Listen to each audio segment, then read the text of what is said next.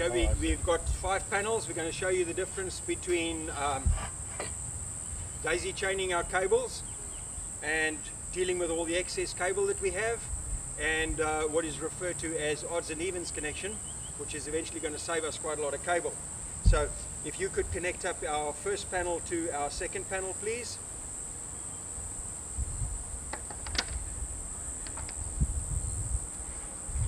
And as we can see, he's got a lot of cable that he needs to get rid of, and before he can make his negative connection, they're going to need to pass him the spare cable, and we're wanting our positive end.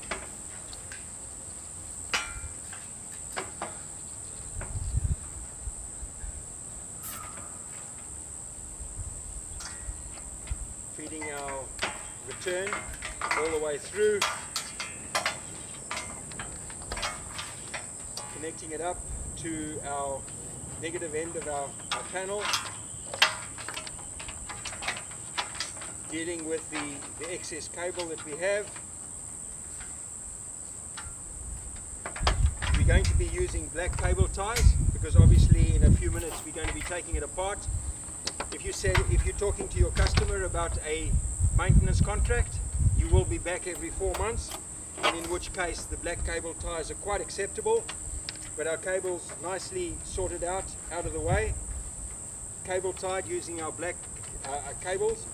Because you're coming back every 4 months, we don't have a problem with them deteriorating.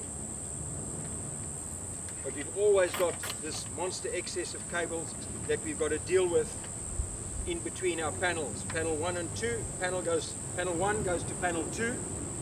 The other end runs all the way through to our array connection. And to connect panel 2 to number 3. And once again, we've got a lot of cable that we need to deal with.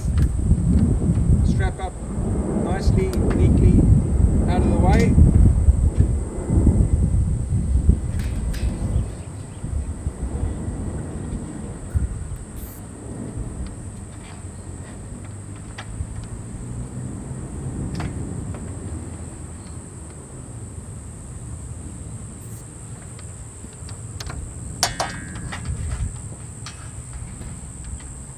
Sort out what we need to as far as our cables go, get them nice and neat.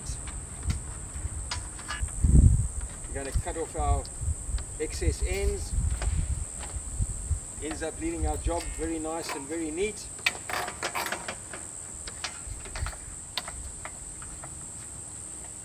Excess cable that we once again manipulating to try and get it to look nice and neat and out of the way. Does take a fair amount of excess time to deal with, and as we know, time is precious. The less time we spend on a job, the better for us. Connecting panel 3 to panel 4.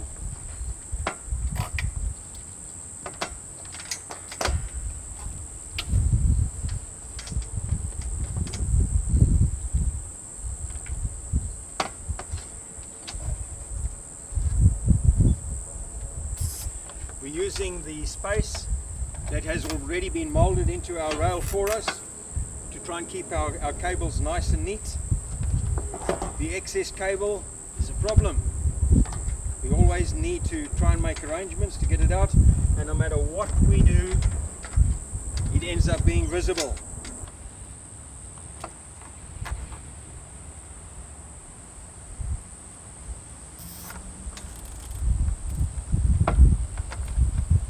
The last 2 connections we need to do are directly down to our array cable. We're connecting a short bit of cable in on our array, which will be going to our roof mount isolator, or our isolator which is going to give us our ELV segmentation. At this stage we haven't worried about the ELV segmentation because most people will be just looking for a roof mount isolator. A full array string, 5 panels, all in series, nicely strapped up, out of the way, all our cables looking as neat as we can get them, in spite of all the excess cable that we've had to deal with in between each panels. Yeah, previously we looked at daisy chaining our panels, where we connected panel 1 to panel 2 to panel 3 to panel 4 to panel 5, etc. and we had a lot of cable in between panel 1 that we had to deal with, and panel 2 and 3 that we had to deal with. And here what we're going to do is odds and evens. The first thing we don't need is this cable that runs from panel 1 all the way through to the other end. That is money back into your back pocket. Have a drink on me when you get there. Can we connect panel 1 to panel 2? And unfortunately, yes, he's got a lot of cable to deal with. He passes panel 1's connection through for panel 3. Our negative end and our positive end. Here we go. And we have far less cable to deal with. As soon as we suck it back, the excess cable is not required anymore. Panel 2's lead, can we pass on to panel 4 please? Panel 4 to panel 3, we're going to panel 5. Panel 3 to panel 5. Our panel 4 has one extra end, and that is going to go to our array cable, and panel 5 is our other extra end, which is going to go to our array cable. And we can use our stainless steel cable ties on this job because you're never going to have to undo these connections. We have our job finished. Looking at our final connection into our array cable, and this would go to our roof mount isolator or PV array isolator. I do recommend that you consider going to an isolator that will give you your ELV segmentation, meaning that for every 2 panels you have an isolation point here with the excess cable that is going to couple in to that particular point.